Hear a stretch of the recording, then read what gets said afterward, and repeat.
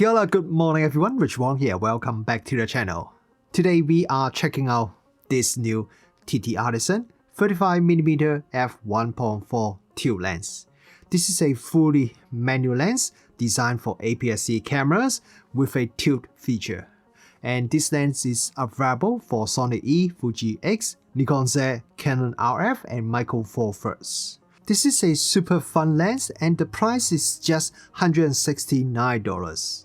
So whether you are looking for a tilt lens for your APS-C or Micro Four Thirds camera, or you are not even sure what a tilt lens is, stick around and I'll walk you through it. Quick disclaimer before we start, TTArtisan sent me this lens to review, but as usual, this is a completely independent review and I don't accept money for creating review videos.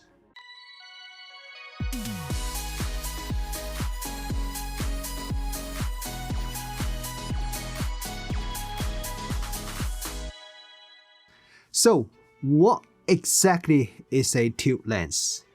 Normally, a camera lens has the focal plane that is parallel to the sensor.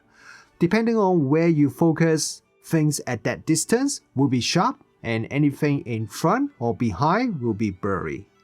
But with a tilt lens, you can actually adjust the focal plane so it's not parallel to the sensor. But what does that mean?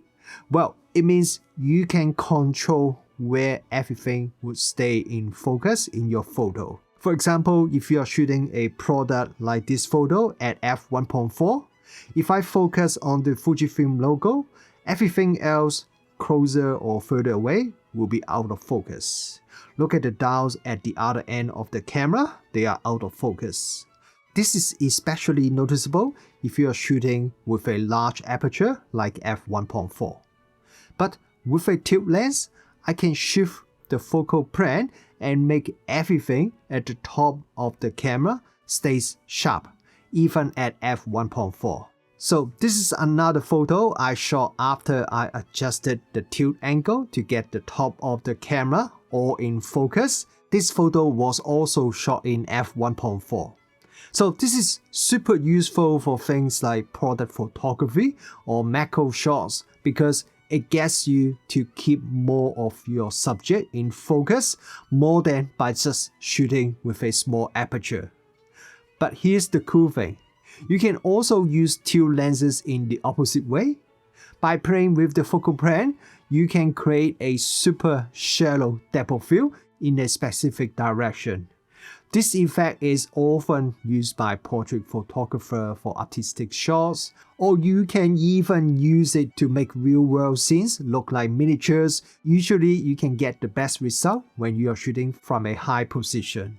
Okay, now let's have a look at the image sharpness first. When shooting at f1.4, the center sharpness is a bit soft and the contrast is lower than I expected. But once you stop down to f2, it sharpens up a lot. Interestingly, stopping down further doesn't really improve the center sharpness much. Since I didn't refocus when I stopping down the lens, I wonder if the lens has a bit of focus shift. Now, looking at the corners, when focused on the center, the corners are pretty soft at f1.4 and even at f2.8. The corners only become decent at f5.6. But if you refocus the photo on the corner, the sharpness improves quite a bit. It's still soft at f1.4, but noticeably sharper than when focused is center. The minimum focus distance is 35 cm. And here is a photo taken at f1.4 at that distance. The maximum magnification ratio is around 0.12 times, which is not too bad.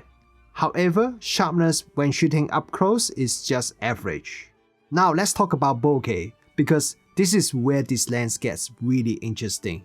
As I mentioned earlier, one of the main reasons to get this lens is for that unique look that you can create with out of focus areas. Even without tilting the lens, the bokeh already has some nice character, with a little bit bubble effect and some cat's eye shapes in the corners. But Once you tilt the lens, things starting to get wild.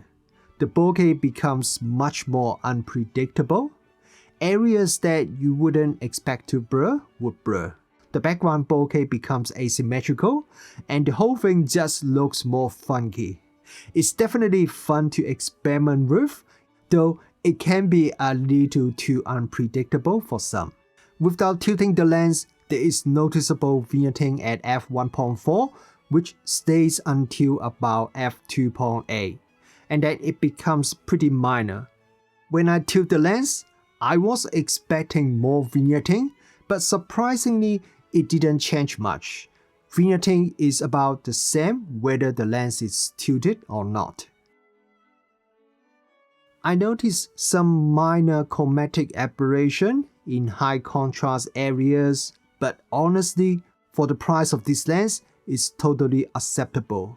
There's a bit of color fringing in my local test photos too, but again, I think it's very manageable. The lens does show some barrel distortion, especially noticeable in photo like this brick wall photo. I also spotted in some of my real world photos as well. Lens flare control is pretty average on this lens.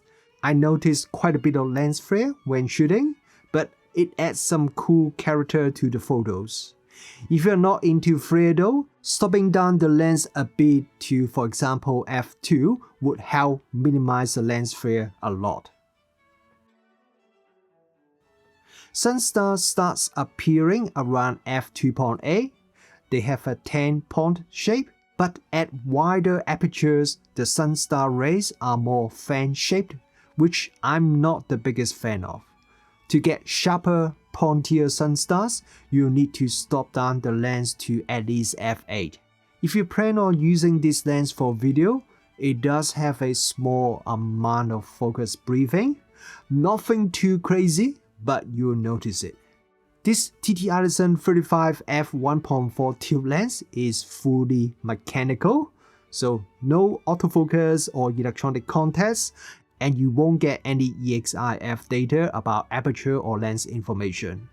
It's a solidly built all-metal lens, and the weight of this lens is around 341 grams.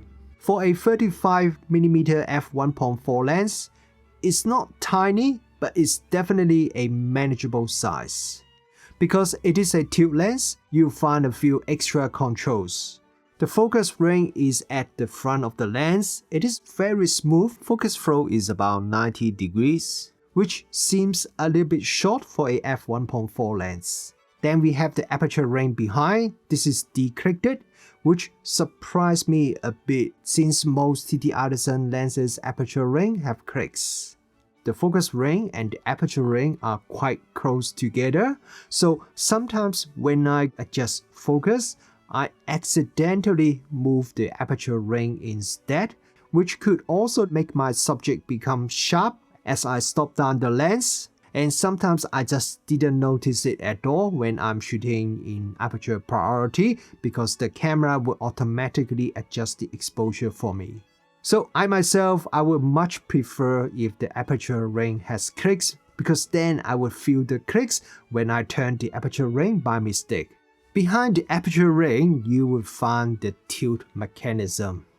There are two knobs, one to lock the tilt angle that you can tilt up to 8 degrees in each direction, and another to lock the rotation. You can rotate the lens 360 degrees in 15-degree increments, while you have to adjust the tilt angle by manually pushing the body of the lens, so it may be a little bit hard to have very precise control of the tilt angle, but in practice it works fine. The tilt and rotation controls are actually easier to use than I thought, especially for a budget tilt lens.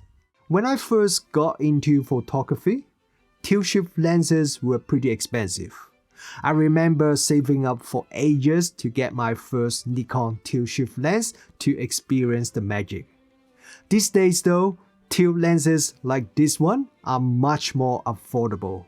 So even non-professionals can try them out without breaking the bank. As for image quality, The sharpness, distortion, chromatic aberration control, flare control, etc. are all pretty average. But honestly, for less than $170, that's not the main point. A tilt lens like this TTArtisan is all about having fun and trying something new. It lets you mess around with the focal plane to create some unique bokeh and achieve that super shallow depth of field, and to create some miniature looking photo of a real world scene. As long as you are okay with some minor technical imperfections, this lens is super fun to use.